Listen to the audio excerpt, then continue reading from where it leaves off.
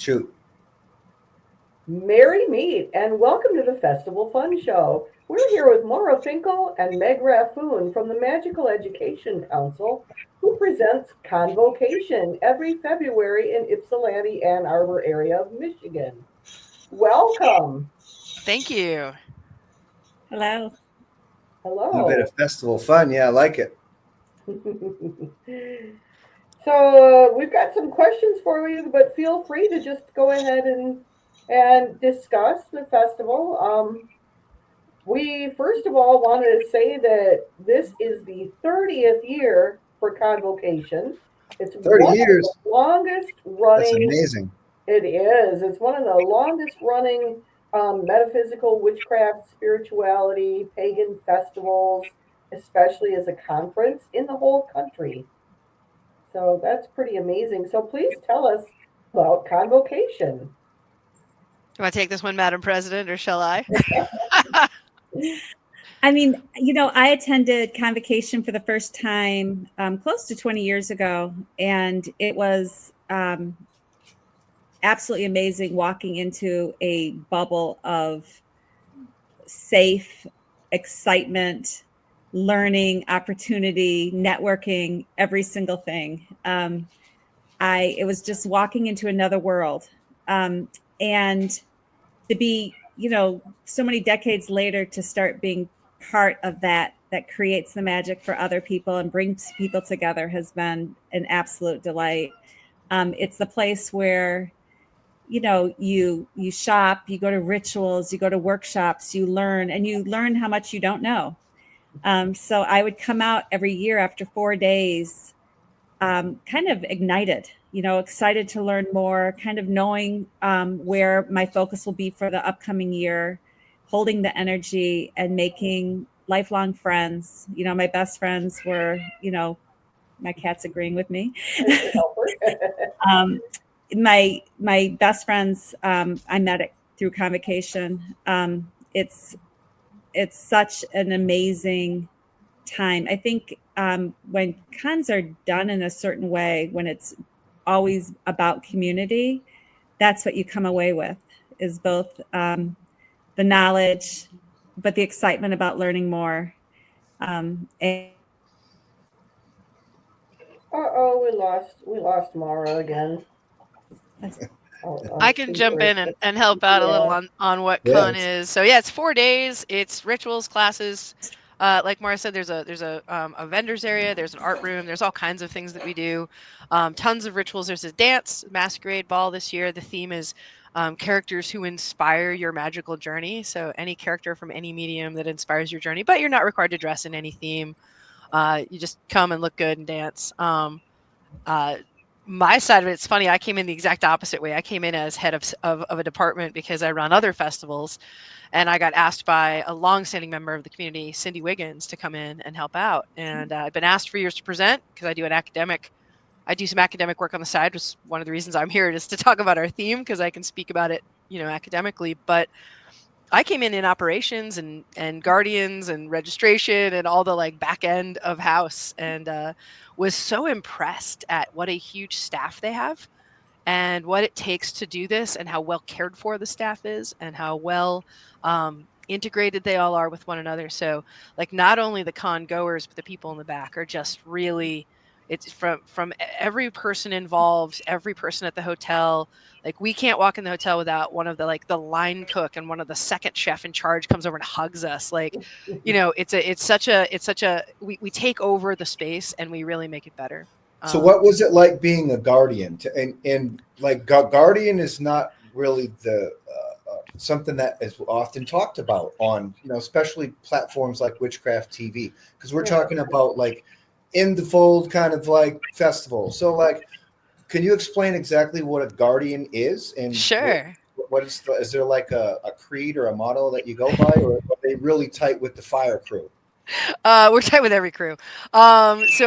We renamed to Guardians a couple years ago now. We were security, but we like Guardians better. So when I came in as head of Guardians, it was brought in because I tend to be nice to people. I've worked as a bouncer and showrunner, and I've dealt with all kinds of things. My funniest story the first year, like normally you're just gentle crowd control. You're like, hey, you're a very shiny person, AC. Can you shine over here out of the walkway? And it's like a very easygoing, gentle, like nudge. And all of our wonderful people go, oh, I'll shine better over here. No problem, no problem. And so the whole weekend is mostly you're just making sure everyone's safe. If anyone has a medical issue, you're a visible person they can find, making sure that the rooms don't get too crowded. Making sure ritual weapons are bound and just all the things that can keep everybody safe. And a lot of times you're actually escorting people after very intense rituals who need regrounding. So the Guardian crew tend to be very grounded, very centered people who can anchor people as they need it coming out of very intense rituals. The funniest thing that happened was my first year where we had a security issue involving a very intoxicated patron who assaulted us with a guitar, but lovingly. And so it was not a bad thing. It made for a very funny story. We tell the story all the time about her being this like ridiculous being who the next day hugged us and thanked us and apologized.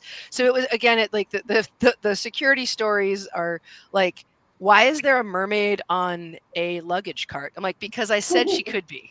So it's kind of like it's a gentle uplifting group that is meant to be visible, helpful, kind. So it's not, we're not standing there,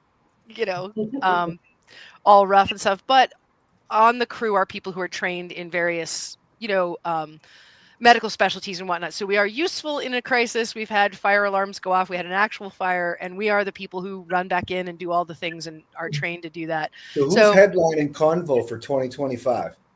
Oh, Maura can tell you that. We've got amazing guests of honor. Maura, who are the headliners for 2025? So we have Christopher Penzak.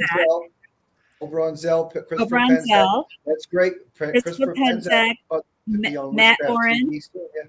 On an interview, yeah. Cool. Oh, good. Matt Oren, Devin Hunter, and then we have Jason Mankey, who we Oh, he's been on the Lone Wolf Show. Okay. Yeah, he's phenomenal. Cool. We have Benabo Wen. We have I'm going to have to go down my list now. Clifford Hartley Lowe. Kenya Koviak. Kenya does the witches ball here. We have. Where's here? Our viewers want to know where's Convo. Sorry. So she's in the Detroit area. Okay. So Michigan. In Michigan. We have Evo Dominguez. We have Ken Day. I'm going down my list now. Who am I forgetting, Meg? I feel like everybody has been. I think you got almost everybody. I'm going to look up. Cool. There's so many they have to think about. And where is here? Wait a second. David, I'm sorry, David. It's right like there. Yeah. I moved to Michigan and I learned that this is how a Michigan map looks. Yep. So I live in Detroit and the festival is over here in Ypsilanti, which is not pronounced Ysplanty. Tell us a little bit about the hotel. We're wondering where is here. What's the hotel like in the convention center? It's the Eagles Crest at the Marriott Eagles Crest Ypsilanti Ann Arbor. We moved it last year because we needed more space. We needed to accommodate better classrooms and things like that. They have been amazing. Maura's like good friends with everybody over there now. They're extremely accommodating. Good food at the restaurant. Lots of they understand our needs. Their bar stocked us with local meads from throughout Michigan. We have a lot of mead in Michigan, so a lot of local meads, and then created 2 specialty drinks that were named. One was the Tree of Life, and one was, I forget the other one, but they made magic themed drinks for us at the restaurant. So it's a lovely Marriott Convention Center. The classroom spaces were amazing. Maura did a great job getting them set up. So just an amazing place to be. Yeah, I just came from a meeting with the hotel, in fact. So they're amazing. They're excited. We work really hand in hand with them. We're on the same team, if you would. So we're delighted by the hotel. it's perfect for us. You know, with our conversation that we had today about growth, you know, I have no worries that we'd be able to accommodate, you know, many more people as well, which is really nice. The overflow hotels are working out really well, as you know, so it's ideal. The Yeah, hotel itself, I'll jump in here. Yeah. The hotel itself is sold out, so you Sold can't get a room anymore at the hotel, at the Marriott. But there's a lot of local hotels where people can stay. Put Yeah, some there's info in two the right page. across the street. Yeah, there's two Right. directly across the street that are a little bit less expensive in some cases. So it's literally across the street. It's I'd not a be big deal. camping if I was in Michigan. I'd be camping right next to it. Well, Harold, we are on a lake, and I definitely told the new head of Guardians. I said we have to watch out. People are going to go in the lake. He goes in February. I said when I say people, I mean me. I'm going to be the call about the person in the lake in February communing with water. I'll be right there with you. Excellent. Yeah, it's always important to have water and refreshments and stuff at those places like that. But you're in a hotel, so it's good. Like at places like Starwood, you might dehydrate. You know. Well, they put out water stations for us, but also the spaces are much more open and they're higher ceilings than the last place. I feel like energetically the space fits us as we grow because we don't feel so cramped. Just like I didn't feel the need to go outside as often to like get away from all the high energy folk. So I think it's working out for us. Well, one of the cool things is the con suites. Tell us about the con suites. Yeah, what's that?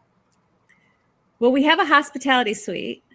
And so the hospitality suite is a place for people to come and get refreshments and snacks. It's not necessarily a meal replacement, but it's definitely some place that people like to gather and kind of grab a bite to eat. We have Llewellyn has sponsored an additional suite this year. So they're one of our big sponsors.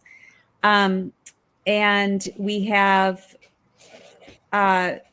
we have different suites in the hotel. We also have an author signing area, which is kind of new this year. We've expanded it. We had something smaller and kind of temporary last year. This year we've expanded it into a huge book signing room. So we're really trying to promote the writers within the community that have poured their souls into their work with a capital W. And I've worked with a couple Llewellyn authors on Witchcraft TV to, get their publications out. And I mean, who doesn't like Llewellyn? I grew up on Llewellyn. Yeah. I don't know one person in the community. Oh, Dog alarm. Yeah. I know. He gets excited. Yeah, we also have Cross Crow Books coming too, which is a newer press and appeals to a new generation, which is nice to have too. So we have both presses there, featured well. We do have a space for folks who we have the Chalice Well room, which allows for folks who want to do any sort of alternatives to AA, like a way to get out and have a moment together outside of any partying with alcohol or any substances. Mm-hmm. There are some private suites where there's parties.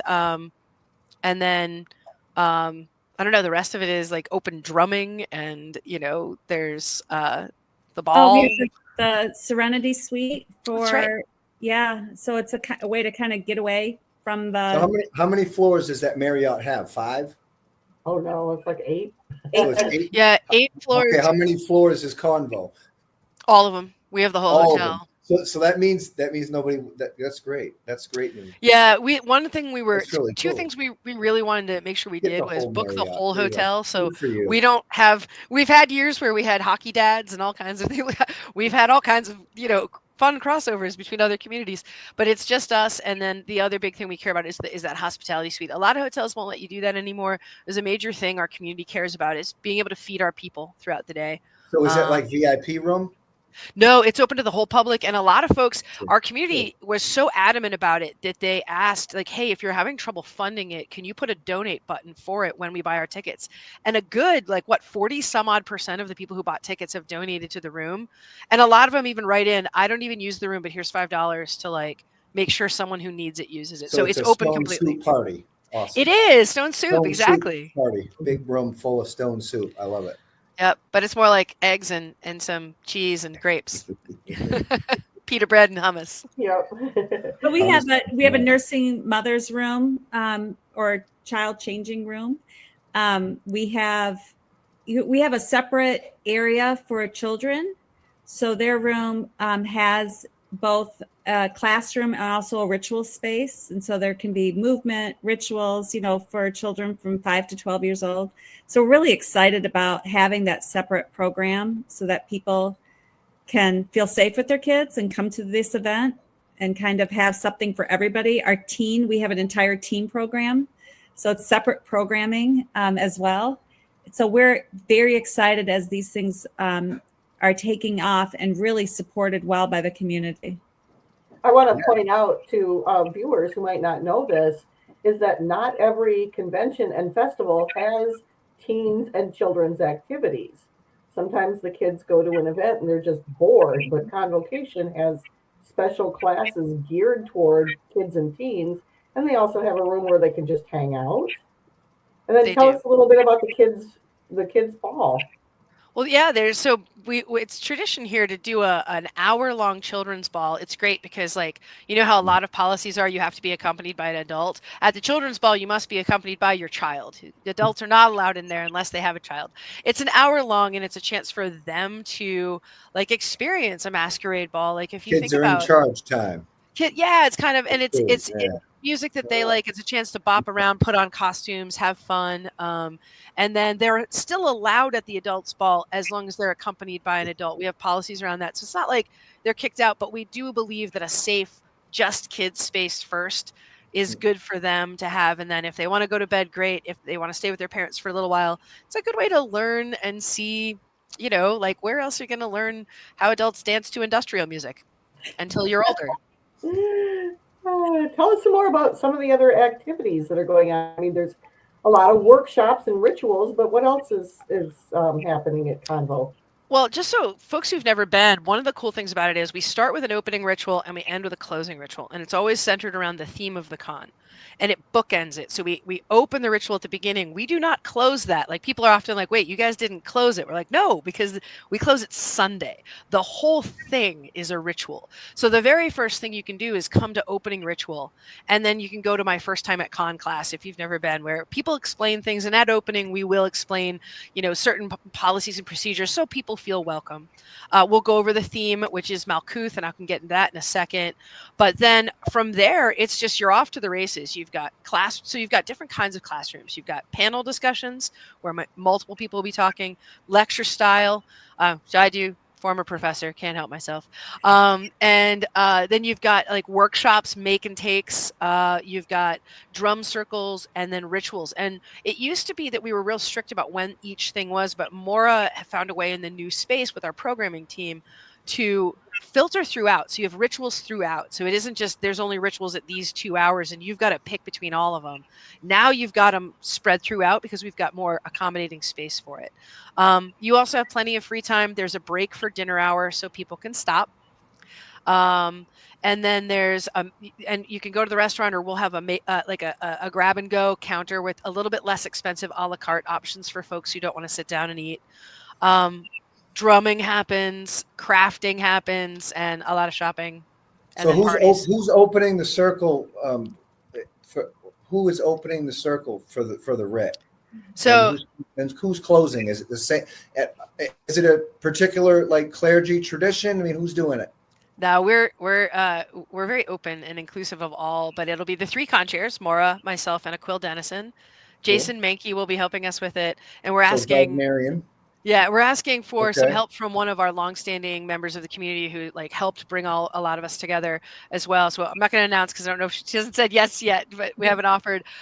So it'll be, but for each of us, it's different traditions, and we try to be inclusive of all, so no one feels left out.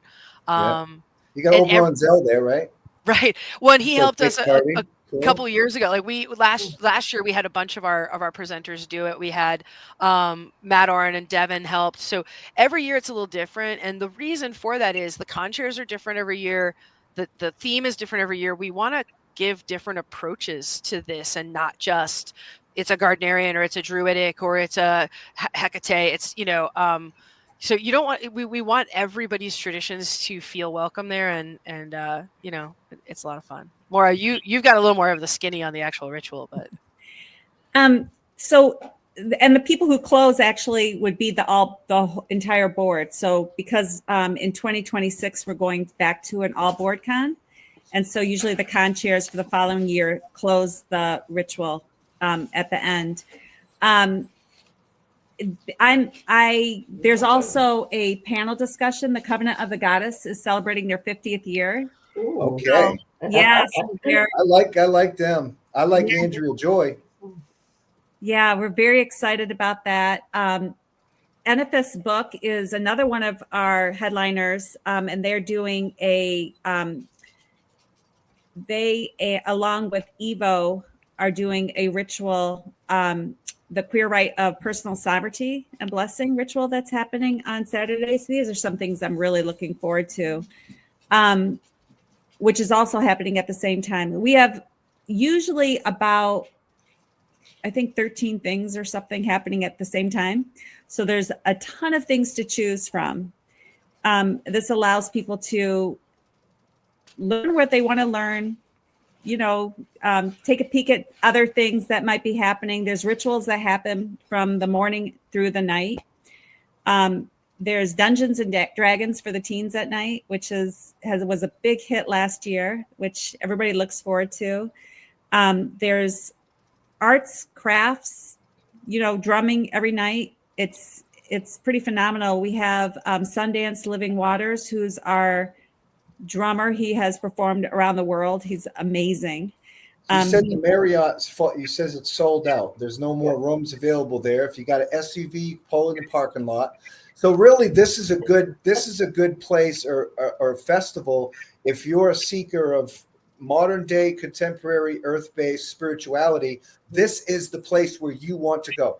If you are a seeker, you need to sign up for this in 2026. That's what I'm getting out of this. You can still come. This is a seeker. This is a seeker's awesome place for a seeker. Get out there and check it out if you're up there in Michigan or surrounding states. That's big. This is how we do it. AC, you're right. You can still come. It's just you have to book at the other hotels. It's no big deal. But ticket sales are still open. The ticket prices rise from our early bird pricing. We decided in bulk was the day to do it. So 2-2 prices go up for the 4-day passes. You can buy day passes, any 3-day, 2-day, 1-day, or night passes at the door. But 4-day passes pricing is going to go up on the 2nd. But yeah, you can still register and come. No problem. Please do. It's going to be an incredible Where's the year. best place to register? Is there a website? ConVocation.org, and then scroll down and see how to register and follow the directions. And if you run into trouble, email the registration team. It's registration@convocation.org. There's information on there. If you hit up Facebook, I'm actually the one to answer you on our page. So yeah, a lot of folks, it's pretty easy to register. Very cool. And you can pay at the door if you want, but we highly encourage folks to just pre-register, get their stuff, and then they can pop on in. And the 2 overflow hotels are literally across the street. Yeah. So they're very close by. Some people actually prefer to stay there so they can kind of have their own space. It works out well. We haven't had any issue with that. Our hotel sells out pretty instantly. Is there a convenience store nearby? Oh, there's a whole plaza right there. There's a shopping plaza. For those of you who are not from this area, we're right by Canada, and so we have what's the coffee chain I'm about to say? Star. Not that one. No, the Canadian one. Tim Hortons. We have a Tim Hortons right there. I drink all specialty coffee. I'm a snob.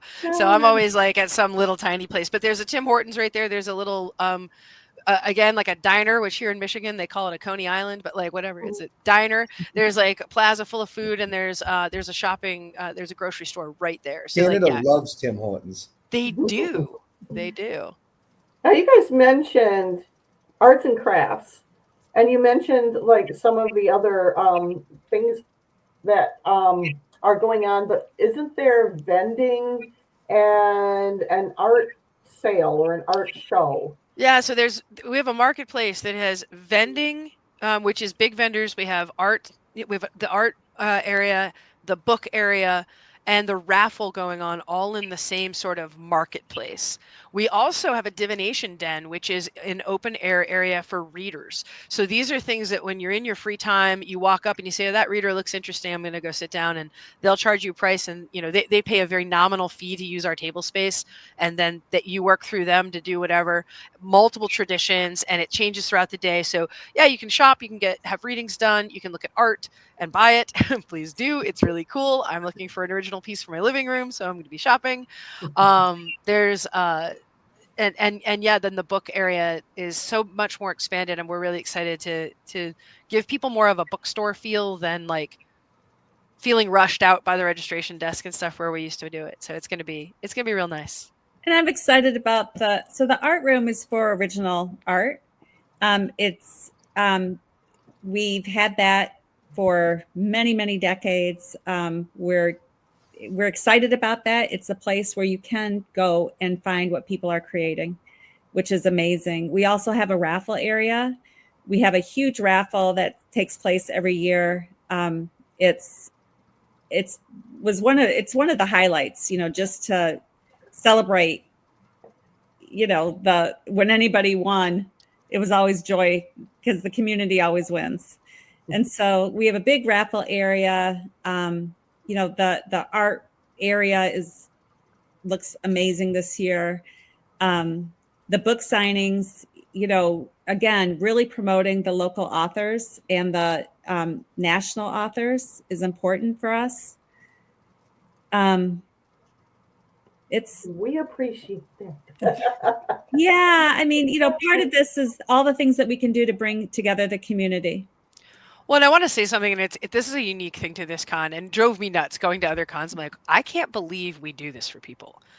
For the original artists and the authors, our staff sells their books for them and cuts them a check at the end. Like, we have it all in a point of sale system. It's perfectly, they give us an inventory, we sell it. So that means an author and an artist who isn't maybe a big storefront owner, like maybe someone who's just trying to start out but is doing good art, good writing, you don't have to sit there all day and sell your own stuff. We do it for you and hand you a check for free. Yeah. And so and we're not taking it. That is so we are the Magical Education Council. So we like to highly emphasize the magic and the education piece of that. The council is just what we are. But the idea is so that when those authors come, they don't have to be changed to a table selling the books. They can be out teaching, learning, filling their own cup. Like, I mean, so many authors I talk to, they're like, I can't learn at a conference if I'm selling my books, and I need to sell my books to make a living. So this is a service we do for the community I have never seen stuff like this at the other conferences I work and other places I go. So huge service to the community, and proves that yes, we are a nonprofit actually just trying to help folks out. So Maura, who said 30 years for Convo? So who is that? What are some headliners throughout them 30 years? I mean, has Jesse Wicker Bell been to this thing, or I mean, what's the story? I have to go back through the 30 years of programs, which is something that I've been talking about doing, is going into our storage area and going back to the very first and starting to look through. I'm not sure. I can't answer that with all certainty. I don't know if anybody could without, we want a running list, but we have to go into our archives to get it. So Jason has been there.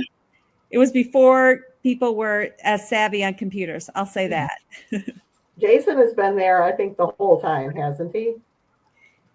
Yeah, Jason got his start at ConVocation and kind of, I think that's why he calls it home.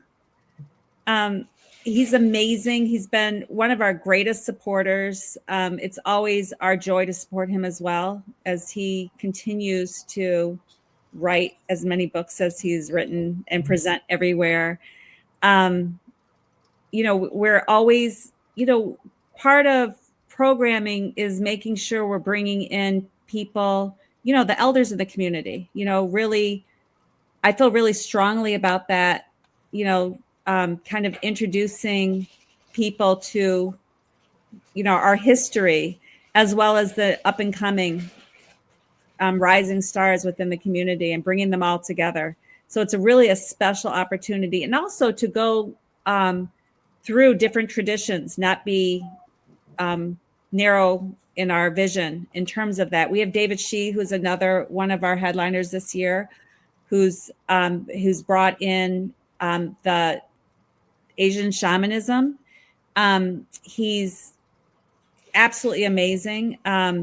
We have Chris Allen, who's written, I was just reading his mediumship book. He's another amazing person. We have Sarah Mastros. Sarah's going to be doing a Kabbalah Shabbat on Friday evening. So a couple rituals, everybody teaches, 3 classes or rituals. It's something for everybody. And when people say, how come you don't have that? We make sure to get on it and have that offered the following year. So we keep growing, expanding. And with that, I think we're getting better with that as well. But two things. Harold mentioned Jessie Wicker Bell, and I don't know if all of our viewers know this, but Jessie Wicker Bell, Lady Sheila, was from the Ann Arbor, Detroit area, and she had the first legal pagan church in the country, right there in Ann Arbor, Michigan. Nice. The second thing I wanted to mention, I wanted to find out, you mentioned tickets and things like that. I want to find out about the ticket prices and if there's any way to offset those with doing volunteer work. Yeah, so 4-day pass is $100 at early bird price on in bulk 2-2. It goes up to $125. You can offset it by volunteering, and you can get reimbursed, I think, up to your entire ticket price, right, Maura? It just depends on how many shifts you take.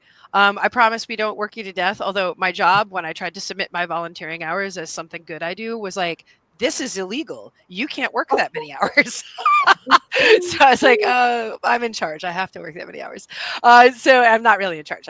We're all in charge, but but yeah, you can put in volunteer hours and get reimbursed all the way back up. You do have to pre-buy. You have to buy the ticket and then we reimburse you. But then 1-day passes and such, they go down depending on the amount of time that you're going. I think the best deal is to spend the $100 and get the early bird pricing and get the 4-day pass, because you're going to want to stay there the whole time. For registering at the door, you can pay $125 for the 4-day, $115 for 3-day, $105 for 2-day, $60 for 1-day. And if you just want to come to the ball or drumming at night, it's just $25 for adults. So and youth at the door, it's the same as $75 for 4, $65 for 3, $55 for 2, and $45 for 1, and $45 for I know it's supposed to still be $20 for night. So I think the best deal is to pre-register for 4 days, because you're going to want to go to all of it anyway. I'm actually really proud of that. I'm proud that we can offer such a huge event and so many different things for such a good price. It's kind of rare these days to find that. If we broke down how much you'd actually be paying for classes, it would be like $3 or something. Yeah, it's ridiculously inexpensive. So y'all having a fire too? Okay, that's a bad question. Well, there's fire pits outside. Maura is no longer allowed to call fire in opening ceremony because that was the year we had a fire in the hotel. And last year we had a fire alarm malfunction. I joke that the reason that we had a fire alarm malfunction is because the hotel isn't used to energy workers yet. So, but no, there are fire pits outside, but we can't, it is a very nice, very posh hotel. We can't just put a fire up. But there are fire pits out by the lake. So again, you have this beautiful lake where opening and closing are in a glass encased area. I went to Jason Mankey's amazing pan ritual there last year, and it was there's torches around, and there's a lake right there, and you walk past the fire pits. So it's got a lot of for being a corporate hotel space, it doesn't feel like it, given the way we use it and the things that it has about it that give us a little space to do that, What are some of the other events that you guys put on besides ConVocation? We do 2 other big events. We do the picnic, which is just a free event. It is a big potluck picnic. We provide a lot of the food, but it's a bring a dish to pass kind of a thing. There's usually a class and a ritual. We bring in a different group every year to represent. Sometimes members of the community do performances there as well. There's children's games. I know my son ran around chasing people with boffers for a year. And there's that's just a really chill. There's a couple of vendors. Yeah, there's other events represented. We let come out with tables to speak about their wares and what they do. It's a really lovely, down home, easy event. Like I love going there. It's like I always feel so good and happy. It feels like a big family reunion of our community. And then we have Beyond the Veil, which is our sort of around Samhain event. It's sort of that thinning of the veils time of year. It's that like we've done it different ways. This past year we did it about oracles all. It was about like everybody who seeks any hidden knowledge and readings. And then it was give a reading, get a reading kind of a night after a great class. And so like in the year before we did it with a panel discussion about like sort of those thinning of the veil rites, any sort of like Dia de los Muertos, Samhain, any of the witchcraft traditions that see that time of year as a transitional or liminal space.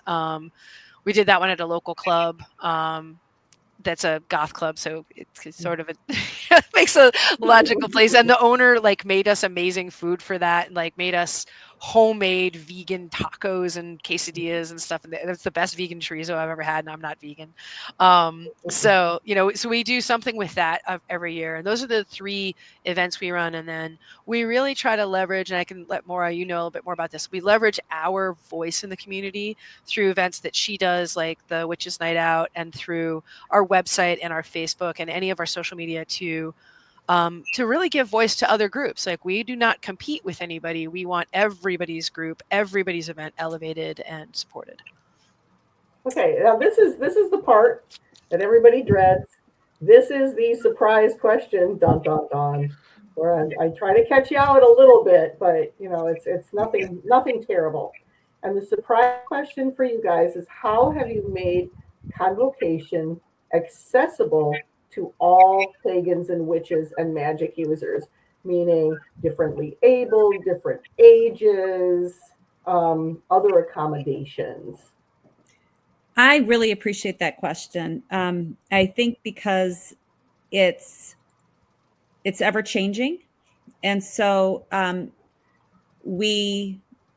few years ago, we realized that in all of our spaces, we needed chairs. And so that, because not everybody can stand for extended periods of time, we listened to our community. Part of this is really listening to the needs and watching people. As we have, our Serenity Room came out of the need for that. We have the Serenity Room, just so folks know, it's a place for folks who get overstimulated. So it's a quiet space where there's provided some extra support, and it's meant to go in there. Like, cause sometimes the hospitality suite, where again, we are very careful about dietary needs there and things like that, but it can be very loud because it's a social space. So we created a less noisy social space where people can go, especially if they don't have a hotel room, or even if they do, but they don't want to have to separate entirely. So sorry, I just wanted people to know what is the Serenity space. So that's important for folks who have, neurospicy, neurodivergent needs, where they need to get away from the noise. My neurodivergent need is to dive right into the noise. So I'm in the drum circle. But continue. I just want folks to know what that was. Even our website, I was just thinking, we have somebody that reviews our website to make sure it's accessible, for readers and for other types of issues. Having the separate children's program definitely is along that line. The nursing mother's room, which we want to make sure, even if it's not used, we want to make sure it's available. I'm trying to think of other. Well, I'll say something else too, like, because I'm always the one yelling about this on the board.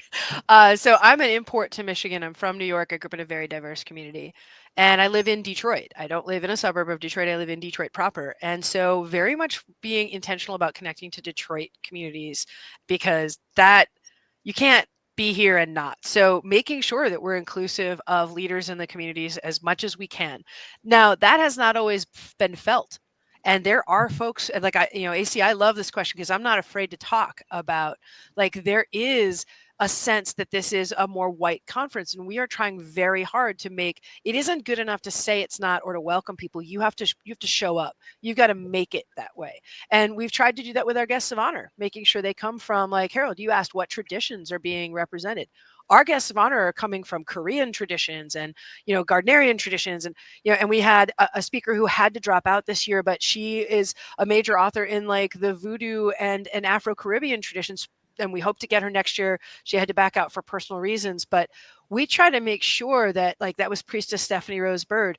We're trying to make sure that people don't just see a monolithic group. And even our board is racially, socioeconomically, gender diverse. And so we try to make sure that diversity doesn't mean just one thing. It does mean chairs in every room. It does mean redirects. We have a blind board member.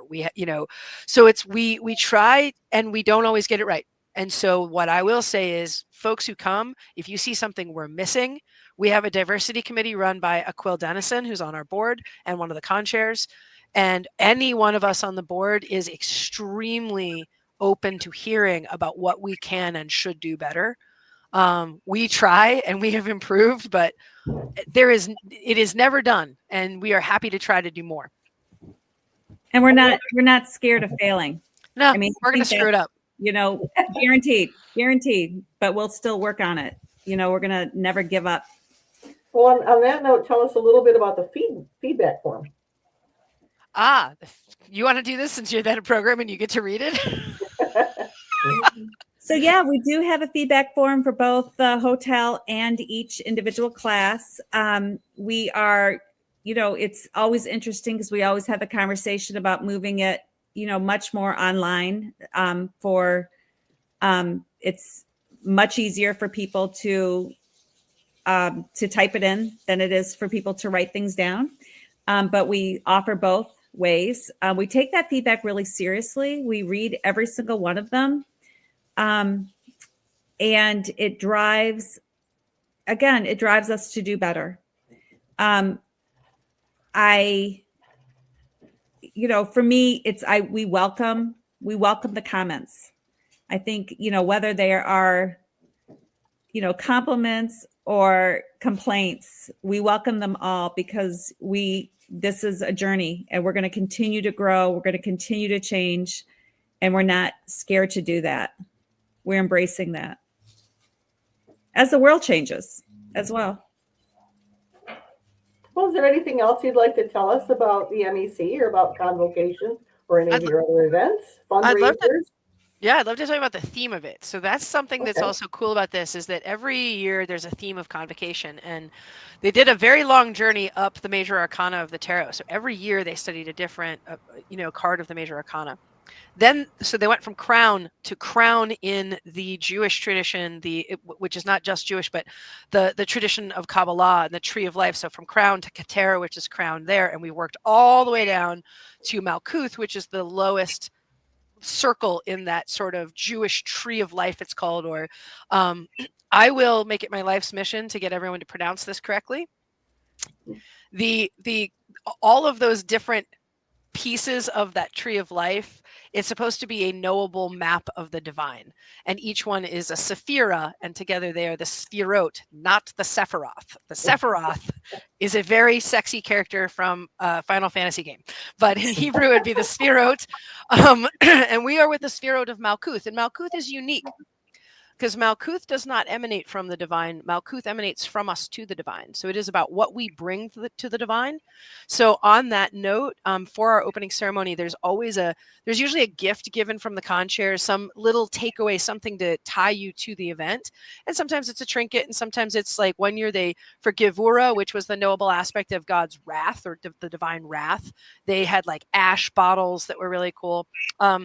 So for this one, we're all, and Malkuth is very tied to earth. So we are bringing stones. I myself will be facing the frosty winds of Lake Huron in the coming weekend to go bring about 1,000 stones. But we're asking anybody who wants to bring a stone, if Malkuth is what do we bring, you can bring a rock and take a rock, or bring 5 rocks and take a rock. But like the idea is to take away something that's very fundamental for many of us. Maybe we found our magical journey by finding beauty in a piece of quartz or a piece of limestone, or something we found in nature maybe called to us. And so we're trying to get back to that very primal, very root-based beginning. If you want to know about Malkuth and alchemy, come to my class, because that's what I teach. Is It sounds like alchemy. Kabbalistic magic. It is Kabbalistic magic, but it's but it gets translated into other things. So we've never kept to just a Kabbalistic thing.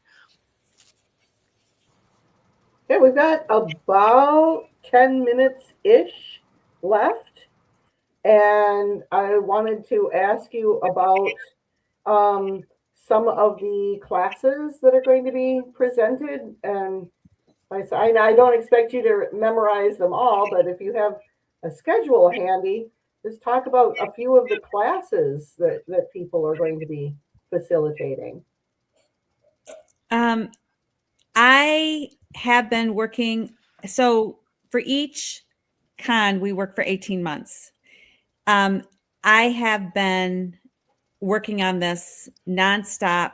Since I want to say September, just on the actual program for this con. And I am known to have called many people saying, I'm so excited about this. I'm so excited about that.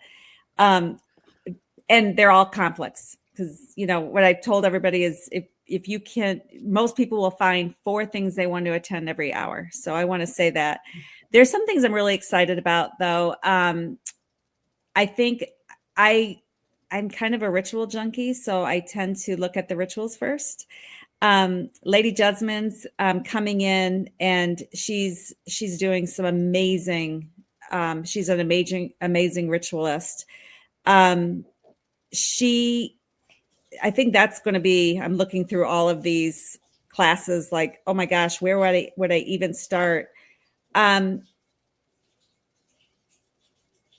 think Sarah Mastros, of course, Jason Mankey's doing his rituals.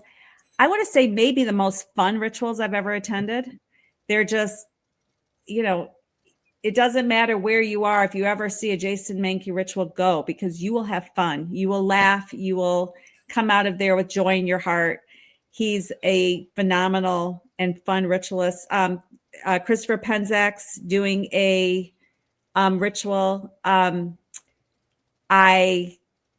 There's so many classes that I haven't looked at what I'm actually going to be attending. I will admit that, because I think Meg was like, well, you just list them 1, 2, like how many you want to go to every hour. And I'm thinking, I have them all checked off of so I know. I know like a few of them I'm excited about. There's some on, being that I do very intellectual magic, so anything that's on astrology, alchemy, but I also am really excited about some of the ones that Sarah Odinson is doing on like trolls and things like that. Like a lot of stuff on gathering and like herbalism that really are that have always fascinated me. I don't usually get to go to classes, so this year's my first year to get to attend, and so I'm excited to go to those. And I know that I'm going to go to at least one Christopher Penzak class or ritual. And then there's also there's one there's a sin eating one that's another fun story for you, Harold. Last year when we suddenly found a bed in one of the classrooms, and as head of operations didn't know how a rollaway bed got there because someone laid down and there was a sin eating ritual, and we were like, well, and that's with Sean Wild. So there's going to be some really great varieties. There's I'm excited about the fact that there's everything from like very beginning shielding, grounding, how to connect to the divine in general, like to all the way up through like Goetica, like really high level crazy stuff. So it's everything that you can imagine in between. And I think that's another strength, is this isn't a high level conference, a medium level conference, or a low level conference. It's all. And we do have a first time at con class that happens before our opening ritual. And it's really for people who are attending for the first time and kind of what to expect. How do you even navigate through, it's, and where do you go for help? And, kind of gets all of those answers. It kind of sets the tone for the event. I think almost everybody, the first time they do come to that particular class for that reason. People, it can be overwhelming to look at. I think we're going to end up with probably 200 and close to 250 sessions. Yeah. Wow. And that's overwhelming for somebody just coming in for the first time. And so kind of, how do you even start? What does that look like? Do you have to have a costume for the ball? No. Can you wear a costume throughout every single day, throughout every single event? Absolutely, yes. Do you have to have on shoes? Yes, but those can be slippers, and you can have, people wear sweatpants to robes and gowns, and, it's kind of, and as diverse as it may look, everybody's coming together for the same reason. And it's that community bond. And it's people care about each other. I remember my very first con and just kind of, being in the state of shock because it was so much. And at the end crying because I had to leave. And, and hugging people that, I didn't even know, because we all had that same feeling of, it's over. And it's my favorite time of year. It's my, again, it's something that my joy, we work so hard on this, I think I've put more hours into this than any other job I've ever had. So I live this throughout the year. And, that to me is, on the other side of creating. And I think that's really the part about, we have, a big staff, we have lots of volunteers, and people embrace it. They love it. When you love something, you want to take care of it. And I really think that, our 30 years of success has been because of that love and care that the community has for each other and for what we have created together. Yeah. And I'd say that in years past, that's what's built our big group of teachers. We have so many teachers. I'm looking at just Sunday at 11 o'clock. I have 2 classes clicked, and I'm like, these could not be more different. And I want to go to both. One is Folklore and Animism in a Disenchanted World with BJ Swain.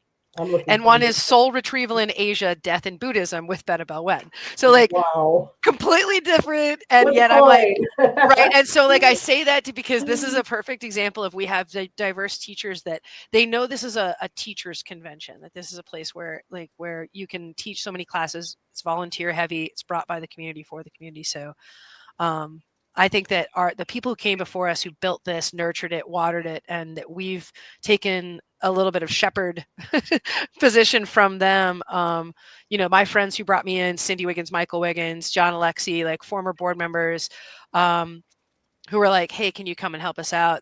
They came in from other people. And, I look at Lindsay, who came in years ago, who's our longest standing board member. She's our youngest board member and our longest standing, right? So it's an amazing tradition to come into and hear stories of things that happened before we got here, and then be entrusted to try to build on it and make it sustainable in the current weird world we live in.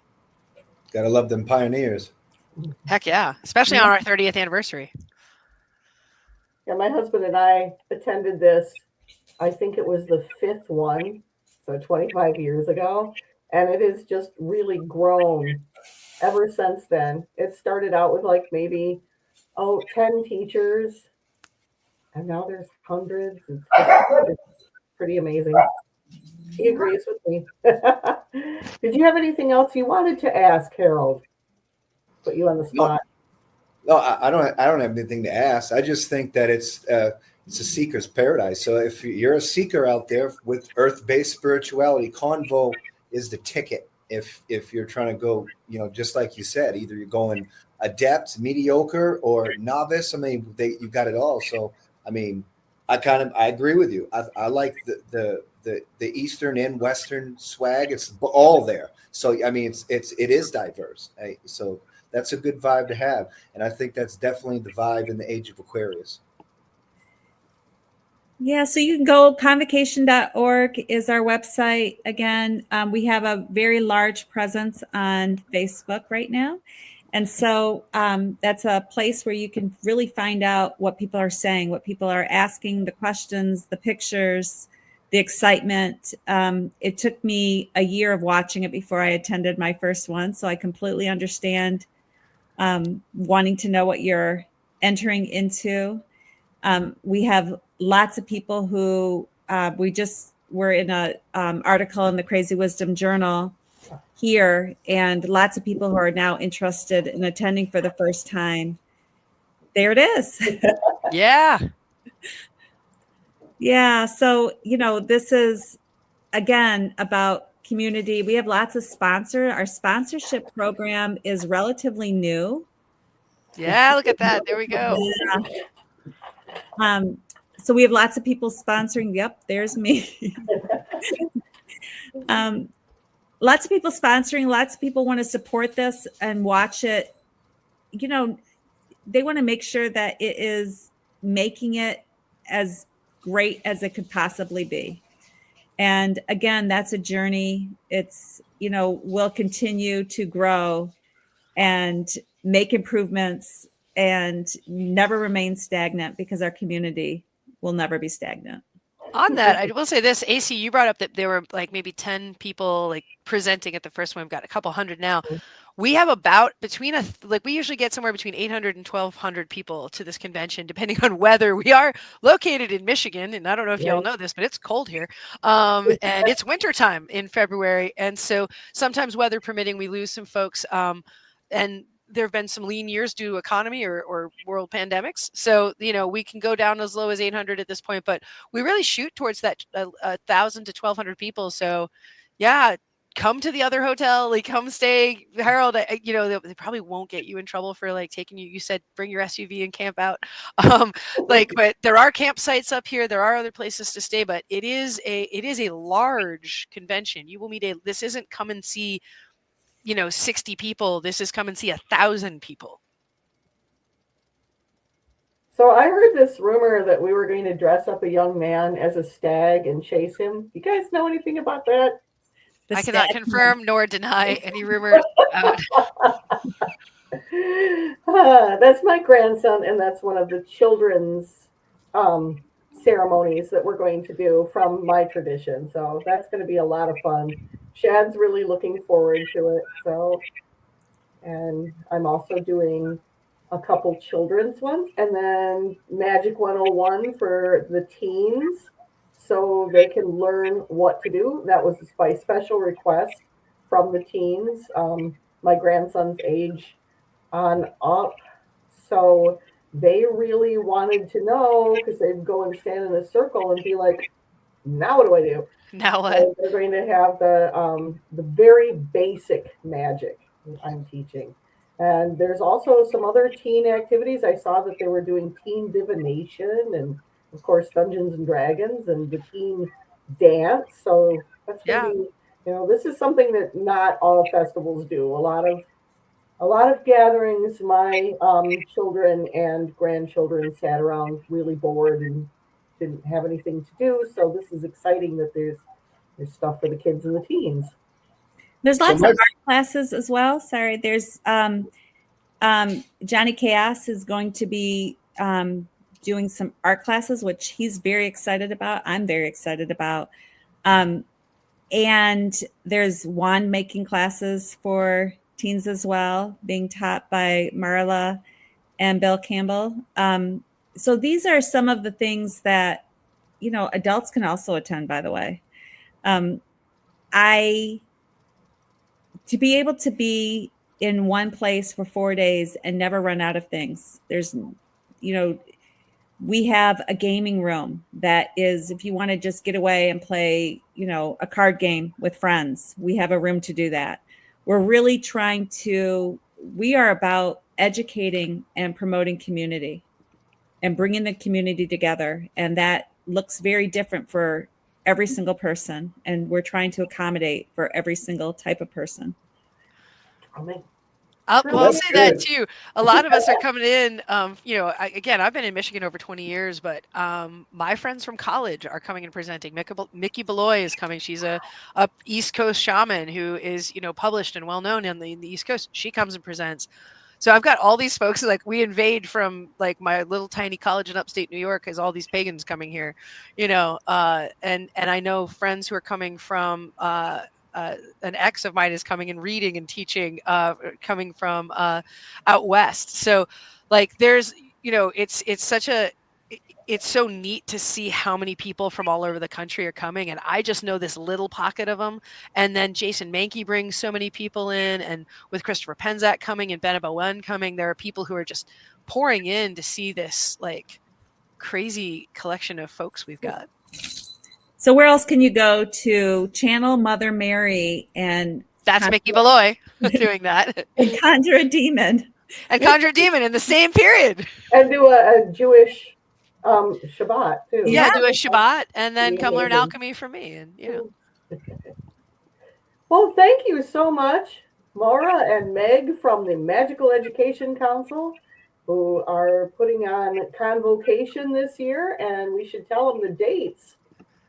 It's February 20th, 21st, 22nd, and 23rd. That's Thursday through Sunday.